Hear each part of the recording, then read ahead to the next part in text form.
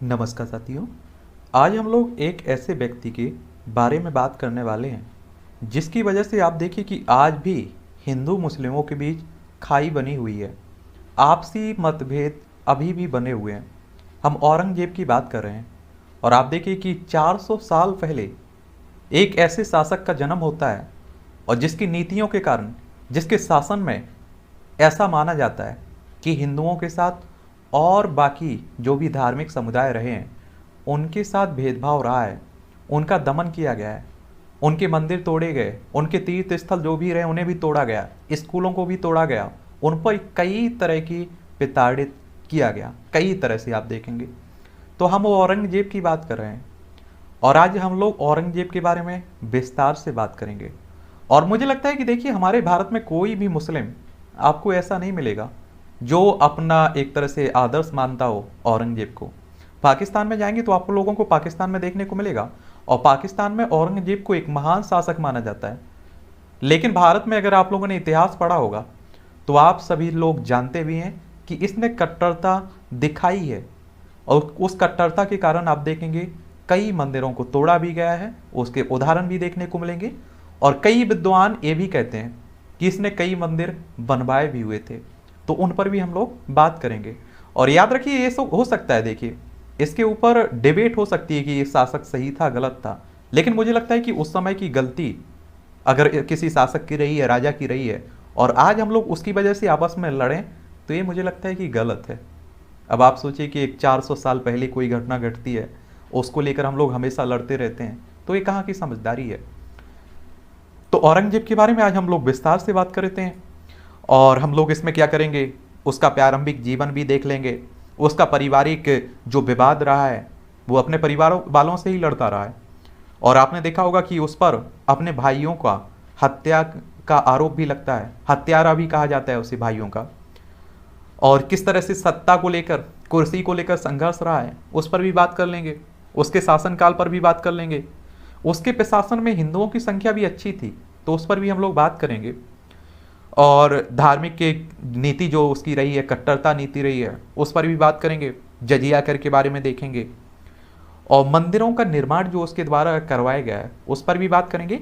और जो मंदिर, हिंदू मंदिर तोड़े गए हैं, कौन कौन से वो हिंदू मंदिर थे उन पर भी हम लोग बात करेंगे।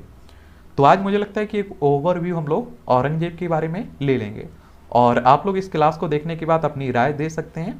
आप अपनी राय देने के लिए अधिकार है, आपको बोल सकते हैं आप लोग कि सही था गलत था, बस उसके बारे में एक बार जान लीजिए, उसके बाद आप लोग तय कर पाएंगे ना कि वो सही था गलत था, किस तरह का था।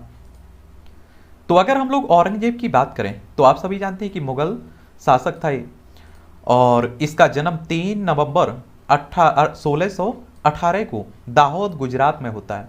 यानी कि इसका जन्म भारत में ही होता है। कब? 3 नवंबर 1618 को। वो शाहजहां और मुमताज महल की छठी संतान और तीसरा बेटा था। किसका बेटा था? मुमताज महल उसकी माँ थी और शाहजहां उसका बाप था।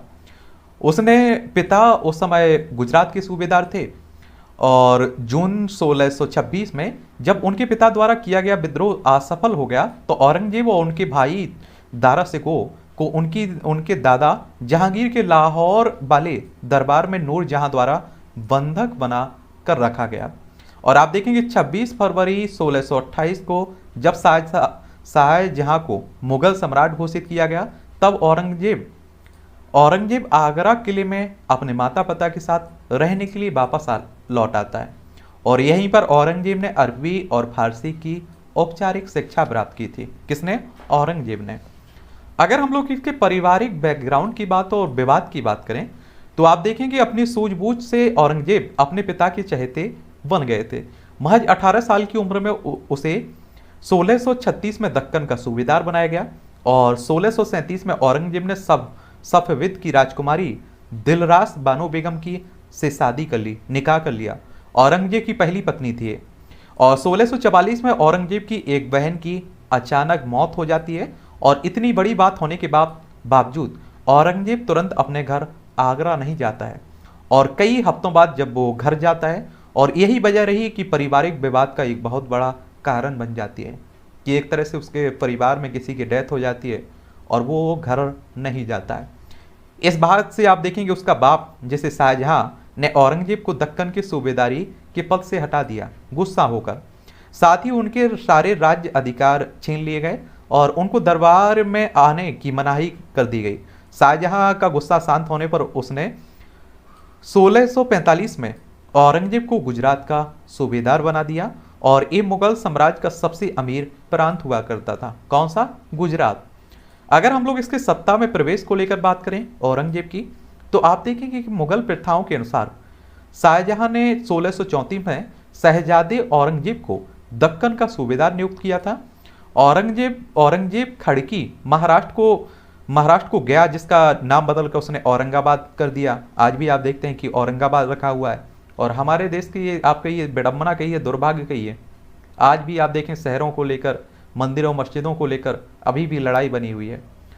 1637 में उन्होंने रबिया दुर्रानी से विवाह किया और इधर शाहजहां मुगल दरबार का कामकाज अपने बेटे दारा शिकोह को सौंपने लगा। 1644 में औरंगजेब की बहन एक दुर्घटना में जलकर मर गई। औरंगजेब इस घटना के बाद आपको बता चुका हूं कि घर नहीं गया। उसके बाद उसके पिता क्रोध हुए, गुस्सा आया और औरंगजेब 7 महीनों तक दरबार नहीं आया और शाहजहां ने उसे गुजरात का सूबेदार बना दिया। बाद में औरंगजेब ने सुचारू रूप से शासन किया, उसे इसका परिणाम भी मिला और उसे बख्शान, उत्तरी अफगानिस्तान और बाल्क अफगान उज्बेक क्षेत्र का सूबेदार बना दिया जाता है। इसके बाद आप देखेंगे उसे मुल्तान और सिंध का भी सूबेदार बनाया गया और इस दौरान वो फारस के सफविदियों से कंधार पर नियंत्रण के लिए लड़ता रहा और पराजय के अलावा कुछ मिला तो वो था अपने पिता की उपेक्षा। 1652 में दक्कन का सूबेदार पुनः इसे बनाया जाता है और गोलकोंडा और बीजापुर के विरुद्ध लड़ाइयाँ की और निर्णायक क्षण पर शाहजहां ने सेना वापस बुला ली और इससे औरंगजेब को बहुत ठेस पहुंची, क्योंकि शाहजहां ऐसे उनके भाइयों द्वारा शिकोह के कहने पर कर रहे थे, यानी कि अपने भाइयों में भी एक तरह से संघर्ष होने लगता है। आप देखेंगे इसका सत्ता संघर्ष, अगर आप देखें कुर्सी को लेकर संघर्ष, तो शाहजहां 1657 में ऐसे बीमार हुए कि लोगों को उनका अंत निकट लगने लगेगा, यानी कि उनकी मौत पास लगने लगी।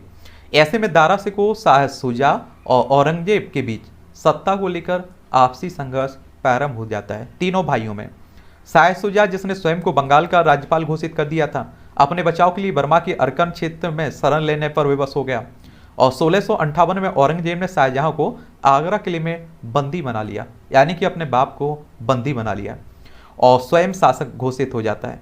दारा शिकोह को विश्वासघात के कारण आरोप में फांसी दे दी जाती है, इसी के द्वारा अपने भाई को फांसी दे दी जाती है और 1659 में दिल्ली में राजा का ताज पहनाया गया और उसके शासन के पहले 10 वर्षों का वर्णन मोहम्मद काजिम द्वारा लिखित आलमगीरनामा में देखने को आपको मिलेगा।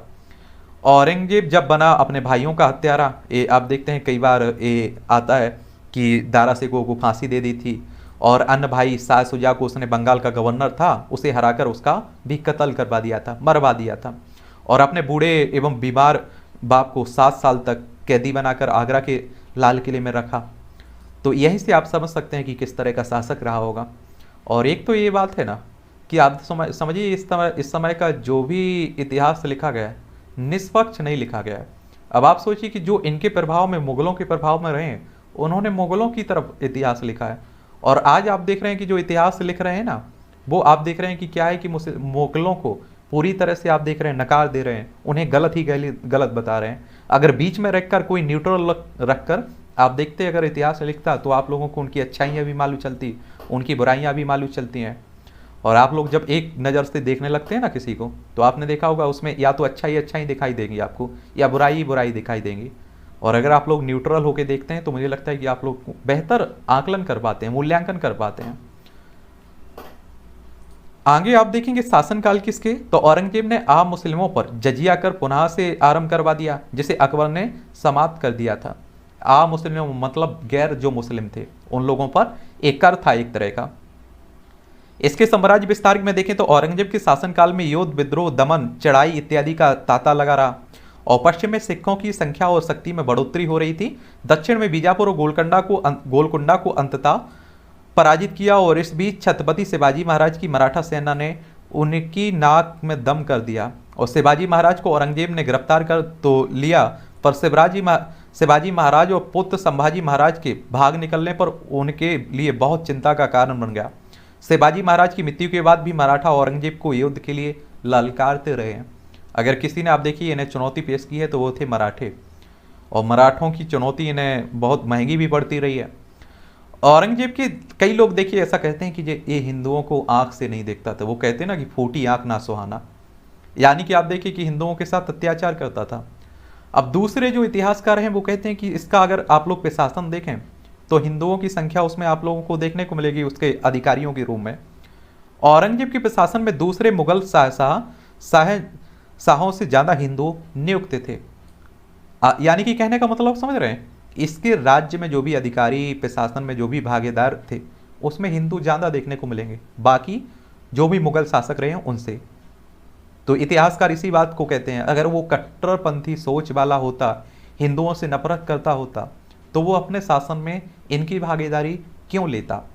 मुगल इतिहास के बारे में यह एक सर्वमान्य तथ्य है कि दूसरे शाहजहां की तुलना में औरंगजेब के शासनकाल में सबसे ज़्यादा हिंदू प्रशासन का हिस्सा थे। ऐतिहासिक तथ्य बताते हैं कि औरंगजेब के पिता शाहजहां के शासनकाल में सेना के विभिन्न पदों, दरबार के दूसरे अहम पदों और विभिन्न भौगोलिक प्रशासनिक इकाइयों में हिंदुओं की तादाद 24% थी, जो औरंगजेब के समय अगर आप देखें तो 33% तक हो गई।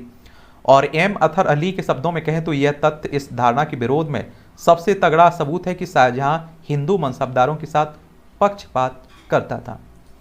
औरंगजेब की सेना में वरिष्ठ पदों पर बड़ी संख्या में कई राजपूत नियुक्त किए गए थे। मराठों और सिखों के खिलाफ औरंगजेब के हमले को धार्मिक चश्मे से देखा जाता है, लेकिन यह निष्कर्ष निकालते वक्त इस बात की उपेक्षा की जाती है कि तब युद्ध क्षेत्र में मुगल सेना की कमान अक्सर राजपूत सेनापति के हाथ में होती थी। कहने का मतलब यह है कि वो भली किसी राज्य पर आक्रमण कर रहा है, लेकिन उसके जो लड़ने वाले सैनिक थे, जो सेनापति थे, वो राजपूत हिंदू परिवार के हुआ करते थे।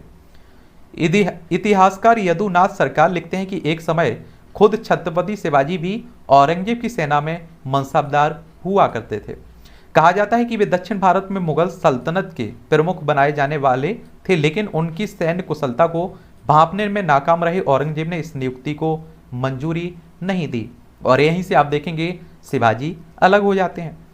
और औरंगजेब तथाकथित पवित्र जीवन व्यतीत करता था। खाने पीने, वेशभूषा और जीवन की अन्य सभी सुविधाओं में वे संयम बरतता था, और प्रशासन के भारी काम में व्यस्त रहते हुए भी अपनी आवश्यकताओं को पूरा करने के लिए कुरान की नकल बनाकर और टोपियां सीकर कुछ पैसा कमाने का समय निकाल लेता था। कहते हैं कि इतना ईमानदार था वो। कई इतिहासकार इस बात को मानते हैं कि वो टोपियां सिलता था या कुरान की नकल करके बनाकर वो अपना खर्च निकालता था। और आप देखेंगे कि इसकी औरंगजेब ही नहीं, सभी मध्यकालीन भारत के तमाम मुसलमान बादशाहों के बारे में एक बात कही जाती है कि उनमें से कोई भारतीय नहीं था। क्या नहीं था? बाहरी लोग थे। मुगल काल में ब्रज भाषा, उसके साहित्य को हमेशा संरक्षण मिला। यह परंपरा औरंगजेब के शासन में भी जारी रही। कोलंबिया यूनिवर्सिटी से जुड़ी इतिहासकार एलिसन बुर्स बताती हैं कि औरंगजेब के दरबार में ब्रज को प्रोत्साहन देने वाला माहौल था, और शाह के बेटे आजम शाह की ब्रज कविता में खासी दिलचस्पी थी, और ब्रज साहित्य के कुछ बड़े नामों जैसे महाकवि देव को उन्होंने संरक्षण दिया हुआ था। इसी भाषा के एक और बड़े कवि वृंद को भी औरंगजेब के प्रशासन में भी नियुक्ति मिली थी। और मुगल काल में आप देखेंगे दरबार की अधिकाधिक लेखन भाषा फारसी थी, लेकिन औरंगजेब का शासन आने से पहले ही शासक से लेकर दरबारियों तक के बीच विचलित भाषा हिंदू उर्दू हो चुकी थी। और इसे औरंगजेब के उस पत्र से भी समझा जा सकता है जो उसने अपने 47 वर्षीय बेटे आजम शाह को लिखा था। शासक ने अपने बेटे को एक किला भेंट किया था और इस अवसर पर नगाड़े बजवाने का आदेश भी दिया था। आजम शाह को लिखे पत्र में औरंगजेब ने लिखा कि जब वे एक बच्चे थे तो उन्हें नगाड़ों की आवाज़ बहुत पसंद थी, और वो अक्सर कहते थे कि बाबा जी डंडन। इस उदाहरण से यह बात कही जा सकती है कि औरंगजेब का बेटा तत्कालीन पिछलित हिंदी में ही अपने पिता से बातचीत करता था। और इसकी धार्मिक नीति जो सबसे ज़्यादा आप देखिए विवाद में बनी रहती है, और औरंगजेब का इतिहास देखिए विवादों में हमेशा बना रहा है। सम्राट औरंगजेब ने इस्लाम धर्म के महत्व को स्वीकारते हुए कुरान को अपने शासन का आधार बनाया। और जब आप सभी जानते हैं कि कोई राज्य हो, कोई देश हो, कोई राज्य हो, धर्म के हिसाब से चलने लगता है, तो उसकी कट्टरता साफ दिखाई देने लगती है और आप देखें दूसरे धर्मों को महत्व कम मिलने लगता है। और सिक्कों पर कलमा खुदवाना, नौरोज त्यौहार मनाना, भांग की खेती करना, गाना बजाना आदि पर रोक लगा दिया। और यहीं से आप देखें लोग कहेंगे कि उसकी कट्टरता सामने आती है। और 1663 में सती प्रथा पर प्रतिबंध लगा दिया। तीर्थ कर पुनः लगाया उसने। अपने शासनकाल के 11 वर्ष में झरोखा दर्शन, 12वें वर्ष में तुलादान प्रथा पर प्रतिबंध लगा दिया। 1668 में हिंदू त्योहारों पर प्रतिबंध लगा दिया और 1699 में उसने हिंदू मंदिरों को तोड़ने का आदेश दिया। और बड़े बड़े नगरों में औरंगजेब द्वारा महोत्सव सार्वजनिक सदाचार निरीक्षक की नियुक्ति की गई। और 1669 में औरंगजेब ने बनारस के विश्वनाथ मंदिर और मथुरा के केशवराव मंदिर को तोड़वा दिया और शरीयत के विरुद्ध के लिए जाने वाले लगभग 80 करों को समाप्त करवा दिया उसने। और वे अब वापस नाम से जाना जाने वाला रायदारी, परिवहन कर, फानदारी, चुंगी कर नामक स्थानीय कर भी शामिल थे इसमें। और आप देखिए मंदिरों के तोड़े जाने के उदाहरण मिलते हैं। और ऐसा भी कहा जाता है कि जो आप लोग उज्जैन जाएंगे ना मध्य प्रदेश में, तो आप लोगों को वहाँ एक मंदिर देखने को मिलेगा, महाकालेश्वर मंदिर, आप लोगों ने सुना होगा। उसे दान भी देता थे, ये भी कई इतिहासकार कहते हैं। तो बड़ा विवाद बना हुआ है। औरंगजेब के समय ब्रज में आने वाले तीर्थ यात्रियों पर भारी कर लगाया गया। जजिया कर फिर से लगाया गया। हिंदुओं को मुसलमान बनाया गया। उस समय की कवियों की रचनाओं में औरंगजेब के अत्याचारों का उल्लेख किया गया है। और जजिया कर या जिजिया कर औरंगजेब द्वारा लगाया गया। जजिया कर उस समय के हिसाब से था और अकबर ने जिजिया कर को हटा दिया था, लेकिन औरंगजेब के समय यह दोबारा लागू कर दिया जाता है। और आप देखें जिजिया कर सामान्य करों से अलग था जो गैर मुसलमानों को चुकाना पड़ता था। और इसके 3 स्तर थे और इसका निर्धारण संबंधित व्यक्ति की आमदनी से होता था। इस कर के कुछ अपवाद भी थे, जैसे गरीब, बेरोजगार, शारीरिक रूप से आसक्त लोग इसके दायरे में नहीं आते थे, उन पर ये टैक्स नहीं लगते था। इसके अलावा हिंदुओं की वर्ण व्यवस्था में सबसे ऊपर आने वाले ब्राह्मण और सरकारी अधिकारी भी इसके बाहर हुआ करते थे। मुसलमानों के ऊपर लगने वाला ऐसा ही धार्मिक कर जकात था जो हर अमीर मुसलमान के लिए को देना पड़ता था। तो इसने मुसलमानों से भी कर वसूला। तो यही तो कहा जाता है कि आप देखिए कि अपने उसके जो भी जकात होता था, जो कर एक तरह से टैक्स, ये मुसलमानों से लेता था और जजिया कर हिंदुओं से लेता था। आधुनिक मूल्यों के मापदंड पर जजिया या जिजिया निश्चित रूप से एक पक्षपाती कर व्यवस्था थी। आधुनिक राष्ट्र धर्म और जाति के आधार पर इस तरह का भेदभाव नहीं कर सकते हैं। इसलिए जब हम 17वीं शताब्दी की व्यवस्था को आधुनिक राष्ट्र के पैमाने पर इसे देखते हैं तो यह बहुत अराजक व्यवस्था लग सकती है, लेकिन औरंगजेब के समय ऐसा नहीं था। उस दौर में इसके दूसरे उदाहरण भी मिलते हैं, जैसे मराठों ने दक्षिण के एक बड़े हिस्से से मुगलों को बेदखल कर दिया था। उनकी कर व्यवस्था की भी तकरीबन ऐसी स्तर की पक्षपाती थी। वे मुसलमानों से जकात कर वसूलते थे, हिंदू आबादी इस तरह की किसी भी कर व्यवस्था से बाहर हुआ करती थी। तो उस समय के जो भी शासक रहे उन्होंने कुछ ना कुछ किया है। अब मंदिर निर्माण और विध्वंस की बात होती है कि मंदिर तोड़े और बनवाए इसने। औरंगजेब ने जितने मंदिर तोड़वाए उससे कहीं ज़्यादा मंदिर बनवाए, ऐसा कहा जाता है। और विश्व प्रसिद्ध इतिहासकार रिचर्ड ईटन के मुताबिक मुगल काल में मंदिरों को ढाना दुर्लभ घटना हुआ करती थी। जब भी ऐसा हुआ तो उसका कारण राजनीतिक रहे हैं। और ईटन के मुताबिक वह मंदिर तोड़े गए जिनमें विद्रोहियों को शरण मिलती थी, जिनकी मदद से शाहजहां के खिलाफ साजिश रची जाती थी। उस समय मंदिर तोड़ने का कोई भी धार्मिक उद्देश्य नहीं था और एक तरह से आप कहिए अपनी राजनीतिक रोटियां सेंकने के लिए इस तरह का एक कदम उठाता था। और आप देखिए उस समय ये भी माना जाता था कि धन सबसे ज़्यादा जो भी पैसा इस तरह का धन व्यवस्था थी आर्थिक, वो आप देखेंगे मंदिरों में रखी जाती थी। और कई जगह आप देखेंगे मस्जिदें तोड़वाने का भी वर्णन देखने को मिलेगा, उल्लेख देखने को मिलेगा। तो ये रही है। अब तय आप लोगों को करनी है, आप लोग किस विचारधारा की सोच रखते हैं उसी हिसाब से आप लोग देख सकते हैं।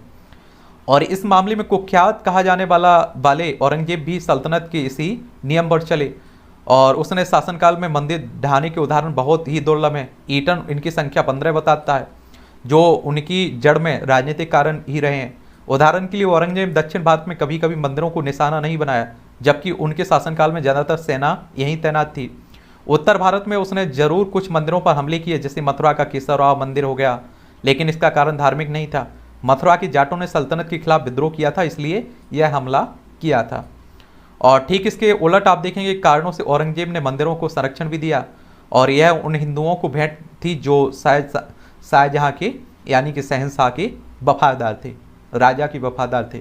किंग्स कॉलेज लंदन की इतिहासकार कैथरीन बटलर को तो यहाँ तक कहती हैं कि औरंगजेब ने जितने मंदिर तोड़े उससे ज़्यादा मंदिर बनवाए।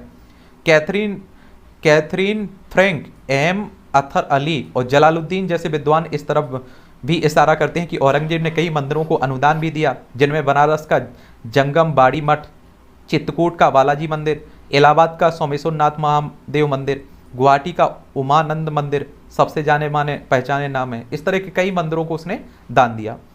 जिस कालखंड यानी कि मुगल काल में मंदिरों को तोड़े जाने की बात इतनी ज़्यादा प्रचलित है, उसमें हिंदुओं द्वारा कहीं इस बात का विशेष जिक्र नहीं मिलता है। तर्क दिया जा सकता है कि उस दौर में ऐसा करना खतरे से खाली नहीं रहा होगा, लेकिन 18वीं शताब्दी में जब सल्तनत खत्म हो गई तब इस बात की का कहीं जिक्र नहीं मिलता है कि इस तरह का उसने कोई मंदिर तोड़े हैं। अतीत में मुगल शासकों द्वारा हिंदू मंदिर तोड़े जाने का मुद्दा भारत में 1980-90 के दशक में गर्म हुआ।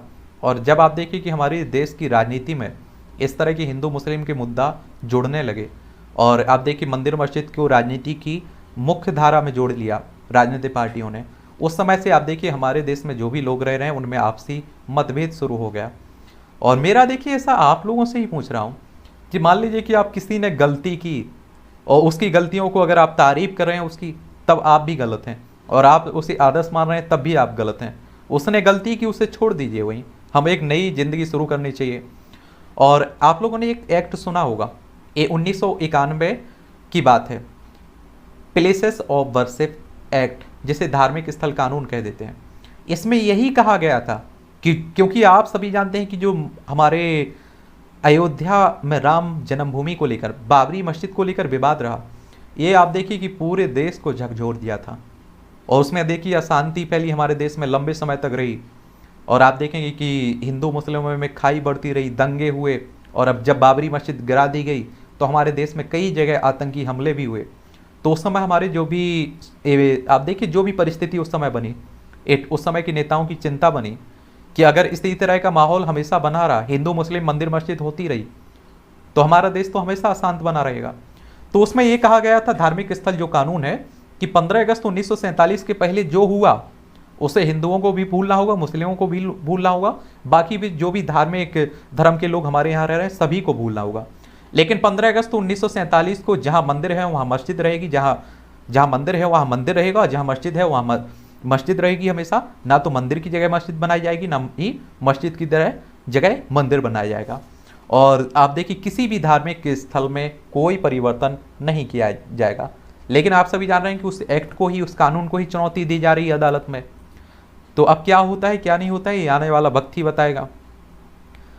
औरंगजेब, संगीत के क्षेत्र में भी उसकी क्या रही भूमिका। औरंगजेब को कट्टरपंथी साबित करने की कोशिश में एक बड़ा तर्क ये भी दिया जाता है कि संगीत पर प्रतिबंध लगा दिया था उसने, लेकिन यह बात भी सही नहीं है। कैथरीन बताती हैं कि सल्तनत में तो क्या, संगीत पर उन्होंने दरबार में भी प्रतिबंध नहीं था। शहंशाह ने जिस दिन राजगद्दी संभाली, हर साल उस दिन उत्सव में खूब नाच गाना होता था। कुछ ध्रुपदों की रचना में औरंगजेब नाम शामिल है, जो बताता है कि उनके शासनकाल में संगीत को संरक्षण हासिल था। कुछ ऐतिहासिक तथ्य इस बात की तरफ भी इशारा करते हैं कि वो खुद संगीत के अच्छा जानकार था। और मिरात-ए-आलम ने, बख्तियावर खान ने लिखा है कि शहंशाह को संगीत विशारदों जैसा ज्ञान था। मुगल विद्वान फकीरुद्दौला ने राग दर्पण नाम के दस्तावेज में औरंगजेब के पसंदीदा गायकों और वादकों के नाम भी दर्ज किए हैं।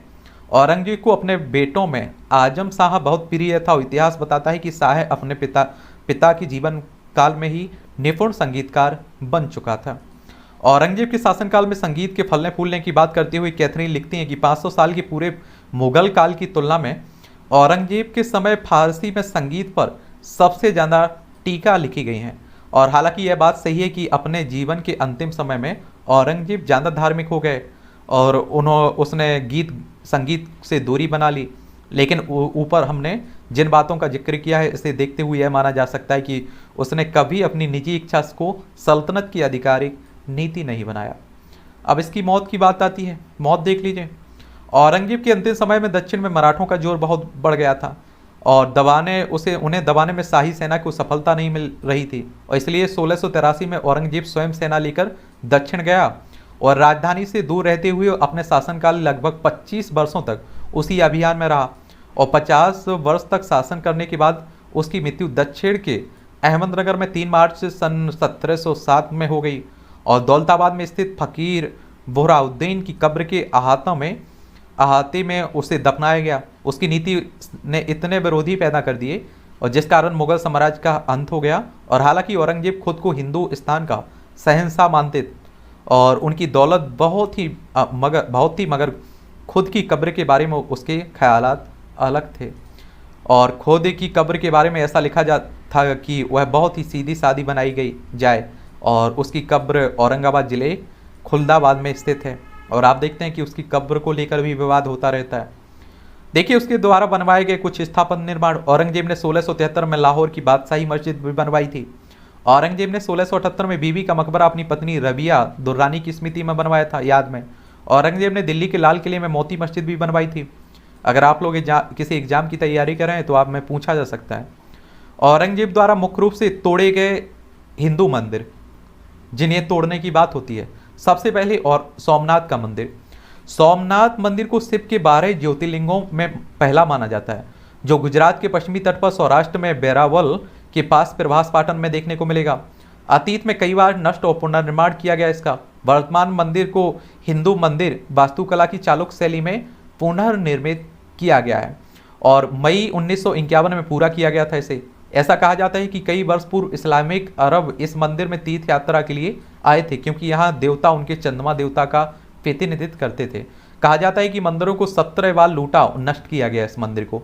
गजनी के महमूद ने पहले मंदिर को लूटा, फिर अलाउद्दीन खिलजी के सेनापति अफजल खान, बाद में औरंगजेब आया, उसने भी इस मंदिर को लूटा और तोड़ा। कृष्ण जन्मभूमि को लेकर मंदिर। कृष्ण जन्मभूमि मंदिर, जिसे कृष्ण जन्मभूमि, कृष्ण जन्म स्थान या केशव देव मंदिर भी कहा जाता है, ये उत्तर प्रदेश के पवित्र शहर मथुरा में आपको देखने को मिलेगा। और कहा जाता है कि मंदिर का निर्माण हिंदू भगवान कृष्ण के पोते वज्र ने करवाया था। स्थानीय लोगों का मानना है कि मंदिर 5000 साल पहले बनाया गया था। कृष्ण जन्मभूमि मंदिर को भी सम्राट औरंगजेब ने नष्ट करवा दिया था और केशव देव मंदिर के ऊपर शाही ईदगाह मस्जिद का निर्माण किया गया है, और शाही ईदगाह मस्जिद को लेकर अभी भी विवाद बना हुआ है। ऐसा कहा जाता है कि जहां कृष्ण भगवान का जन्म हुआ था, जिस कारागार में, कंस के कारागार में उनके माता पिता को कैद कर लिया गया था, तो उसी की जगह पर एक मंदिर बनाया गया था। उसी मंदिर को तोड़कर ईदगाह मस्जिद बनाई गई है, और इसको लेकर हिंदू मुस्लिमों में आप देखते हैं कि विवाद चलता रहता है। काशी विश्वनाथ मंदिर। काशी विश्वनाथ मंदिर सबसे प्रमुख हिंदू मंदिरों में से एक थे, और यह मंदिर भगवान शिव को समर्पित है और वाराणसी उत्तर प्रदेश भारत में स्थित है। काशी भारत के सबसे प्रतिष्ठित शहरों में से एक है, आप सभी जानते हैं। इसे भारत के सबसे प्राचीन शहरों में से एक माना जाता है। अगर काशी हिंदू के धर्म केंद्र में है तो काशी विश्वनाथ मंदिर इस अच्छी भूमि की धड़कन भी है, और इतिहास में कई बार इस मंदिर को तोड़ा और फिर से बनवाया गया। 1669 ईस्वी में एक बुरा समय आया जब इस मंदिर को छठे मुगल सम्राट औरंगजेब ने तोड़वाया था, और जिसने तब अपनी साइट पर ज्ञानवापी मस्जिद का निर्माण करवाया था, और आप देखेंगे आज भी उसी को लेकर विवाद बना हुआ है। इतिहासकार के अनुसार काशी विश्वनाथ मंदिर हजारों वर्षों से अस्तित्व में है, और ऐसा माना जाता है कि जब लोगों को मंदिर को नष्ट करने के लिए औरंगजेब के आने की खबर मिली तो मंदिर के मुख्य पुजारी ने कुएं में छलांग लगा दी और ज्योतिर्लिंग को आक्रमणकारियों से बचाने के लिए अपने प्राणों की आहुति दे दी। और आप देखें कि बाद में यह भी माना जाता है कि शिव ने पुजारी को मरने से बचाया था, और स्वयं लिंग स्वयंभू और इसे हटाया नहीं जा सकता, इसलिए शिव ने स्वयं ज्योतिर्लिंगों को बचाने में पुजारी की मदद की थी। एक तोड़े जाने विश्वेश्वर मंदिर की बात होती है। ये विश्वेश्वर मंदिर की जगह पर आलमगीर औरंगजेब ने ज्ञानवापी मस्जिद का निर्माण करवाया था।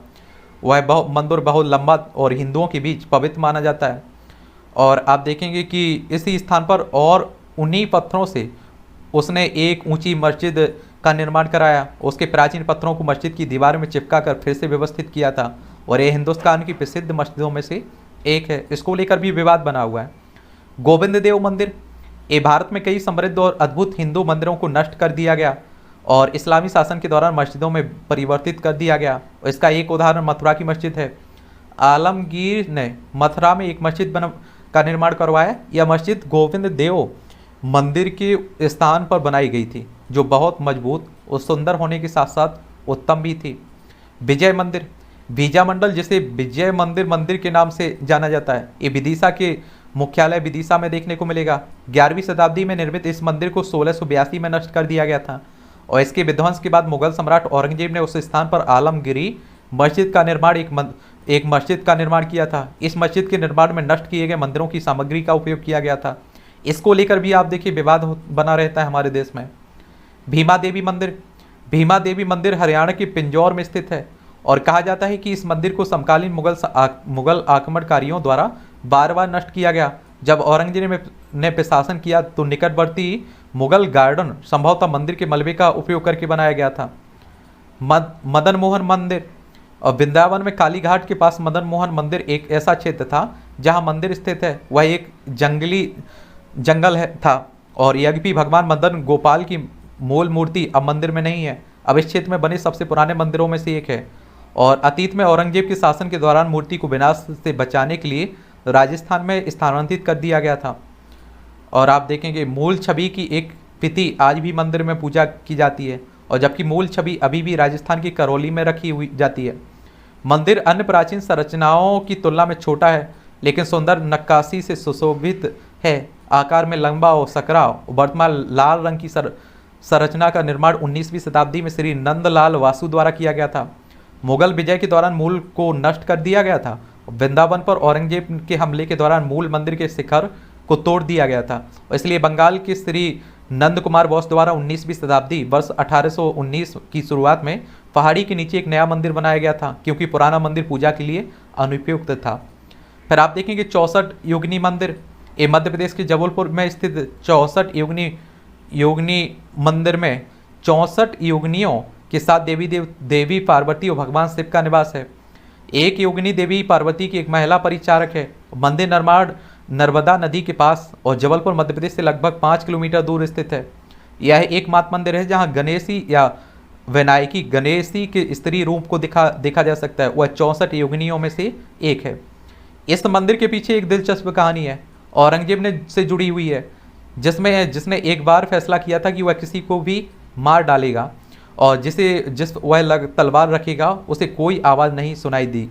वह 64 योगिनी मंदिर में आया, उसने प्रत्येक योगिनी की इस मूर्ति पर तलवार रख दी और उसे नष्ट कर दिया क्योंकि उसने मूर्तियों से कोई आवाज़ नहीं सुनी। अंत में वह भगवान शिव शक्ति की मूर्ति के पास गया। जैसे ही उसने भगवान शिव के पैर पर अपनी तलवार रखी तो अचानक उन्हें मधुमक्खियों की आवाज़ उनके पैर से दूध की आवाज़ सुनाई दी। औरंगजेब ने मूर्ति को नुकसान नहीं पहुंचाने का फैसला किया। फिर आप देखेंगे एलोरा, त्र्यंबकेश्वर, नरसिंहपुर, पंढरपुर। मुगल काल के दौरान कई हिंदू मंदिरों को नष्ट कर दिया गया था और उसके औरंगजेब ने अपने लंबे अभियान के दौरान हिंदू मंदिरों को नष्ट करने का आनंद लिया। एलोरा, त्र्यंबकेश्वर, नरसिंहपुर और पंढरपुर में मंदिरों को नष्ट और साइटों पर मस्जिद बनाने का आदेश दिया था। इस तरह की तमाम मंदिरों को तोड़े जाने की बात होती है। आपको जान के हैरानी होगी, कई विद्वानों के द्वारा अभी भी कहा जाता है कि 3000 से ज़्यादा मंदिरों को तोड़कर मस्जिदें बनाई गई हैं। और आप देखिए जो भी मुस्लिम शासक रहे हैं उन सब ने इस तरह का काम किया है। औरंगजेब की धार्मिक नीति को देख लीजिए। वैसे तो हम लोग पीछे देख चुके हैं लेकिन यहाँ कुछ पॉइंट आपके लिए हैं, इन्हें बता देता हूँ, ये एग्जाम के लिए काफ़ी महत्वपूर्ण रहेंगे। औरंगजेब कट्टर सुन्नी मुसलमान था। मीर मोहम्मद हाकिम औरंगजेब के गुरु थे और इसी कट्टरता के कारण इसे शाही दरवेश अथवा जिंदा पीर के नाम से भी जाना जाता है। जो आप देखिए कि ये सुन्नी मुसलमान था और आप देखते हैं कि मुस्लिमों में भी सिया और सुन्नी रहते हैं, तो सिया मुसलमानों के साथ भी इसने भेदभाव किया। औरंगजेब ने इस्लाम के महत्व को समझते हुए कुरान शरीयत को अपने शासन का आधार बनाया। आज आप देखिए कि हमारे देश में अगर किसी धार्मिक ग्रंथ को शासन का आधार बना लिया जाए तो आप समझ सकते हैं क्या स्थिति रहेगी और आप देखेंगे कि अशांति फैल जाएगी। और इसीलिए हमारा देश में धर्म निरपेक्ष की बात होती है। सभी धर्मों के लोग हमारे यहाँ रहते हैं, सुख से रहते हैं, खुशी से रहते हैं, किसी के भेदभाव, किसी के धर्म से भेदभाव नहीं किया जाता है। औरंगजेब ने आप देखेंगे कि 1559 में कुरान के नियमों के अनुसार ही इस्लामी आज़म संहिता के नियमों की पुनर्व्यवस्था के लिए अनेक अध्यादेश से प्रसारित किए। औरंगजेब ने धार्मिक नीति का प्रमुख उद्देश्य भारत को दार उल हर्ब काफिरों का देश स्थान पर दार उल इस्लाम का देश बनाया। औरंगजेब इस्लामी कानूनों को मानता था, इसी कारण अपनी कट्टर प्रजा सुन्नी प्रजा के लिए जिंदा पीर कहलाता था और अपने सादे रहन सहन और रोजे नमाज का नियमित रूप से पालन करने तथा जीवन भर शराब ना पीने के कारण शाही दरवेज के रूप में भी जाना जाता था। और आप देखेंगे औरंगजेब ने 1665 में एक राज्यादेश द्वारा बिक्री योग्य माल पर मुस्लिम व्यापारियों से 2.5% जबकि हिंदू व्यापारियों से वस्तु का 5% की दर से सीमा शुल्क निर्धारित किया। उसने 1667 में मुस्लिम व्यापारियों को इस शुल्क से पूर्णतः मुक्त कर दिया। तो यहाँ उसकी कट्टरता दिखती है।